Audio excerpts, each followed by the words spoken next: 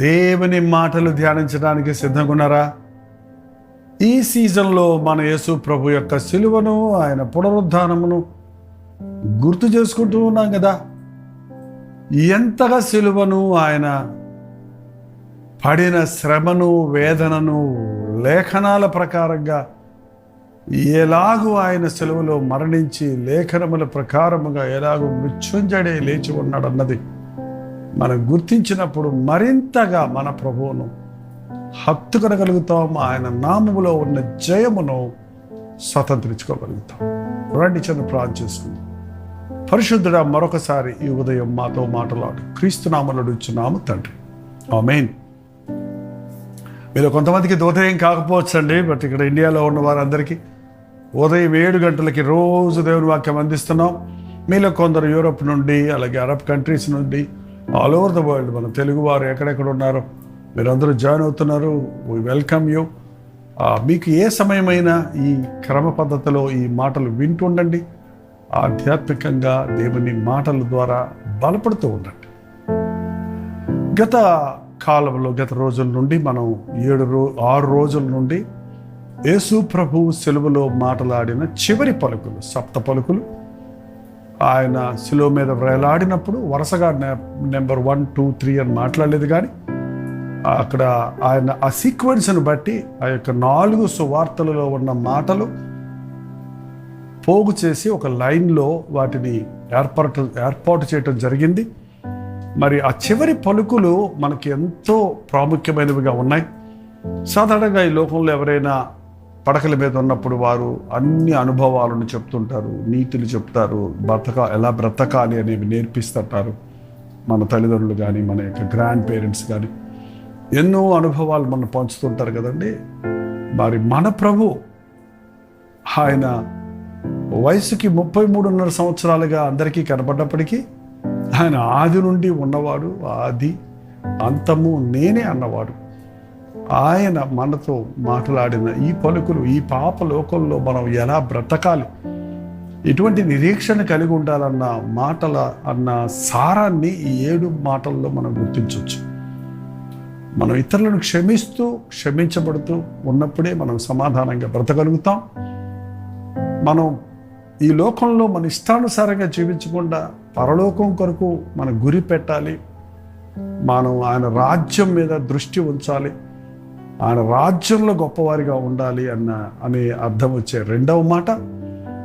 ప్రభువు మనకి ఆదరించేవాడిగా ఉన్నాడు. ఈ లోకంలో మనకి అందరూ ఎప్పుడూ ఉండరు, కానీ దేవుడు మన ఆదరణకర్తగా ఉన్నాడు అన్నది 3వ మాటలు.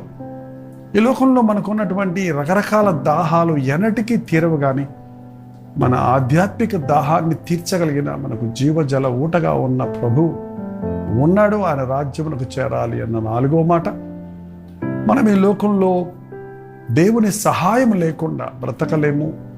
ఆ 2 మాటలు పక్కపక్కన వచ్చాయి. నా దేవా, నా దేవా, నా నేల చేయి విడిచితివి అనే మాట. దేవుని సహాయం లేకుండా బ్రతకలేము. అలాగే దేవుడు మన దప్పిక తీర్చకుండా మన దాహం తీరదు అనే 4, 5 మాటలు. అలాగే యేసు ప్రభు సమాప్తమైనది అని చెప్పినప్పుడు ఆయన వచ్చిన పని ముగించాడు. నా తండ్రి పని తొందముట్టించడమే నాకు ఆహారం అన్న ప్రభు మానవుల రక్షణ కొరకు సిలువలో యాగమై తన రక్తాన్ని చిందించి మరణం యొక్క బలము గల వారిని మరణం ద్వారా జయించి ఇవాళ ప్రతి ఒక్కరూ ఆయన నామములు రక్షించబడినట్లుగా ఆయన మన కొరకు సిద్ధపరిచినటువంటి ఈ గొప్ప రక్షణ కార్యాన్ని ముగించాడు అన్నది మనం నిన్నటి దినాన్ని చూచాం. మరి మొదటి 3 మాటలు కొంచెం గ్యాప్ ఇచ్చి మాట్లాడినట్లుగా చివరి ఆ యొక్క 3 మాటలు నేను దప్పిగొనుచున్నాను, సమాప్తమైనది అనే, ఈవెన్ నా దేవా, నా దేవా, నా నేల చేయి విడిచితివి అన్న కొద్ది నిమిషాల్లోనే ఆ దప్పికొనుచున్నాను అనటం, కొద్ది నిమిషాలలోనే నేను సమాప్తమైనది అని చెప్పటం, ఇవన్నీ 3 గంటల మధ్యాహ్నం 3 గంటల సమయంలోనే జరిగినట్టుగా, ఇవి వెంటనే జరిగినట్లుగా ఉన్నాయి. దీన్ని అందుకని కొన్ని సువార్తల్లో వాటిని వివరంగా రాయలేదు, కానీ కొన్ని చోట్ల ఒక్కొక్కటి వివరంగా రాయబడింది. మరి సమాప్తమైనది అని ప్రాణం విడిచను యోహాను సువార్తలో ఉన్నది. కాకపోతే ఇక్కడ మనం లూకా సువార్తలో చూస్తే ఒక్కసారి లూకా సువార్త 23వ అధ్యాయము 44వ వచనం చదువుతున్నాను వినండి. అప్పుడు రమారమి మధ్యాహ్నమాయను, అది మొదలుకొని 3 గంటల వరకు ఆ దేశమంతటా చీకటి కమ్మెను, సూర్యుడు అదృశ్యుడాయను, గర్భాలయపు తెర నడిమికి చిరిగెను. ఎప్పుడైతే ప్రభువు సమాప్తమైనది అని చెప్పాడో, ఆ గర్భాలయపు అతి పరిశుద్ధ స్థలానికి మధ్యలో ఉన్న తెర పైనుండి కిందకు చిరిగిపోయింది. అంటే రక్షణ కార్యము సమాప్తమైనది. ఎవరైనా ధైర్యంగా దేవుని కృపాసనం దగ్గరకు వెళ్ళొచ్చు అన్నది మార్గము మనకి తెరవబడింది. క్రీస్తు అనే శరీరం మన కొరకు ఛేదించబడి మనం దేవుడిని సమీపించడానికి మార్గముగా, నేనే మార్గమునన్న ప్రభు, ఆయన ద్వారా మనం దేవుని సన్నిధిలోనికి, ఆయన రాజ్య వారసత్వంలోనికి వెళ్ళొచ్చు అన్నది మనం గుర్తించాం. 46వ వచనం, అప్పుడు యేసు గొప్ప శబ్దముతో కేకవేసి, తండ్రి, నీ చేతికి నా ఆత్మను అప్పగించుకొనుచున్నానెను.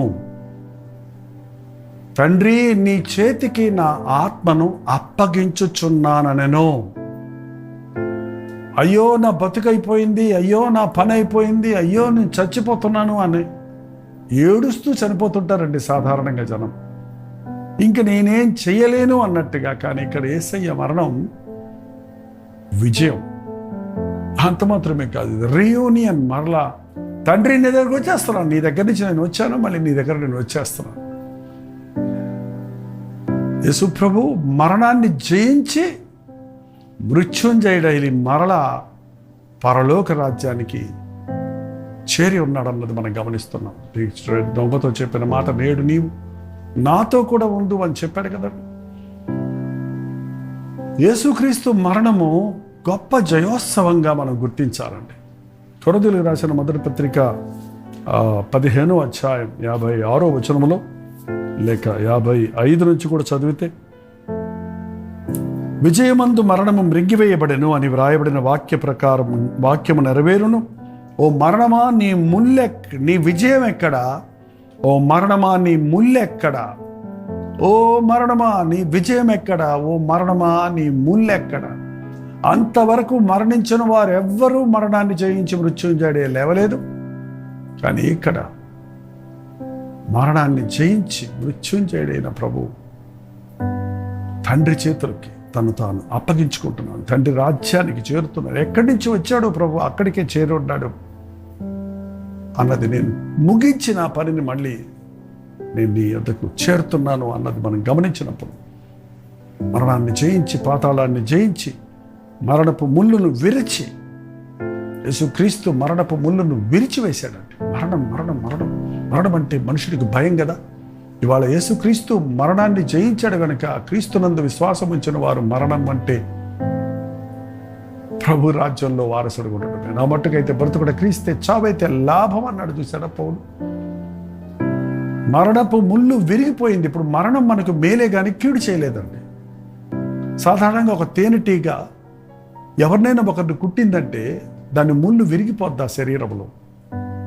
ఆ తర్వాత ఆ తేనెటీగ మరొకరిని కుట్టలేదు, దానికి ముళ్ళు లేదు. ఇక యేసు ప్రభు మరణపు ముళ్ళును తన శరీరంలో విరిచేశాడు. ఇవాళ మరణం ఆయన యందు విశ్వాసం ఉంచిన వారికి లాభమే కానీ అది అపజయము కాదు. యేసుక్రీస్తునందు విశ్వాసం ఉంచండి. మరణాన్ని జయించిన ప్రభు తను తాను దేవుని చేతికి అప్పగించుకున్నాడు, తండ్రి చేతికి అప్పగించుకున్నాడు. తిరిగి పరలోక రాజ్యానికి చేరి ఉన్నాడు. మనం కూడా ఇవాళ తండ్రి కుడిపార్శ్వమున కూర్చొని మన కొరకు విజ్ఞాపన చేస్తున్నాడు. అక్కడేదో 3 సింహాసనాలు ఉన్నట్టు ప్రభు రెండో వాడిగా ఉన్నట్టు కాదు, కానీ సింహాసనం మీద 3 సీటర్ 4 సీటర్ అంటారు చూడండి. అలాగే ఒకే సింహాసనం పరలోకంలో ఉంది. తండ్రి, కుమార, పరిశుద్ధాత్మలు ఒక రీతిగానే ఉన్నారన్నది మనం చిన్న మనసుతో అర్థం చేసుకోలేము, కానీ ఇది నిజం. మన ప్రభు మన కొరకు శరీరధారిగా వచ్చి తిరిగి మరణాన్ని జయించి మనకు కూడా మరణ భయం లేకుండా,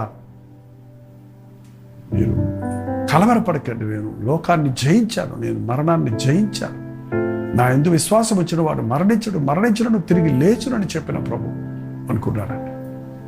మరణం అంటే భయంగా ఉందా? మరణం అంటే ప్రభు రాజ్య వారసత్వం అని ఆనందంగా ఉందా? నువ్వు నిజంగా యేసుక్రీస్తు శిలువ మరణ పునరుద్ధానాన్ని నమ్మితే నీ జీవితంలో యేసుక్రీస్తుని ఎదుర్కొనుటకు భయపడవు. మరణం అంటే నీకు భయం లేదు. ఇంకో కాసేపట్లో చనిపోతారన్న ఒక అవిశ్వాసిని, అసలు దేవుడే లేడనే వ్యక్తిని, అలాగే ప్రభువును నమ్ముకొని యథార్థంగా జీవిస్తూ దేవుని రాజ్యం కొరకు సిద్ధపడిన మరొక విశ్వాసిని,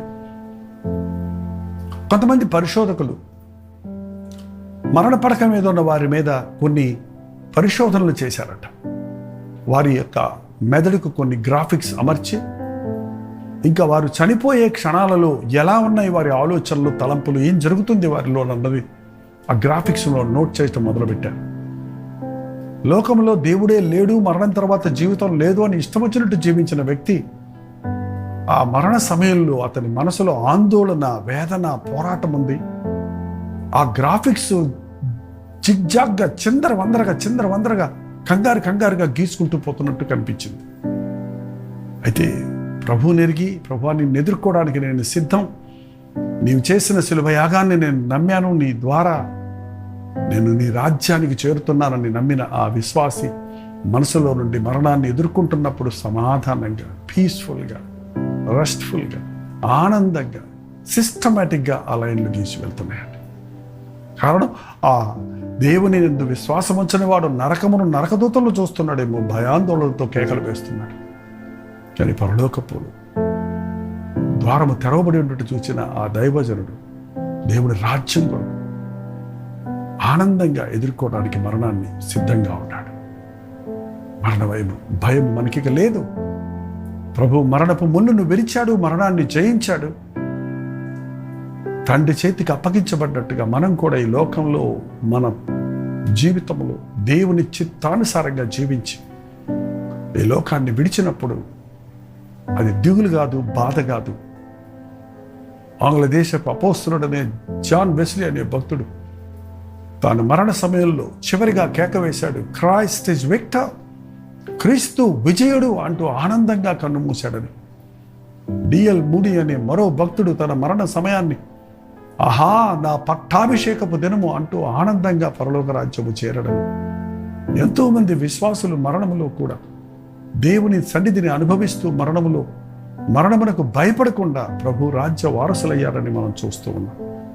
ఈరోజు నీకు నాకు కూడా మరణ భయం నుండి విడుదల ఇవ్వటమే కాదు, పరలోక రాజ్య వారసత్వం ఇవ్వడానికి సెలవులో తన కార్యాన్ని సంపూర్ణం చేశాడు.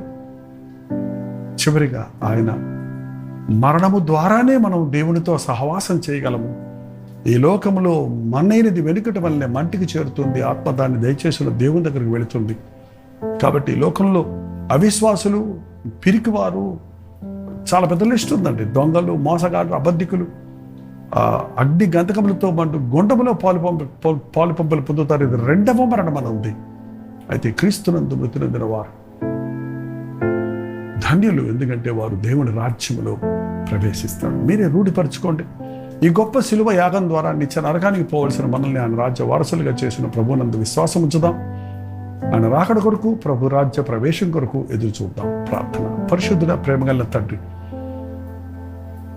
జీవితకాలం అంతా మరణ భయానికి బానిసలమై ఉన్న మమ్మల్ని విడిపించటానికి, మరణం యొక్క బలము గల వారిని మరణము ద్వారా జయించి మాకు నిత్య జీవాన్ని ఇచ్చుట కొరకు నాయన నీవు సిలువలో చేసిన యాగము కొరకు వందనములు.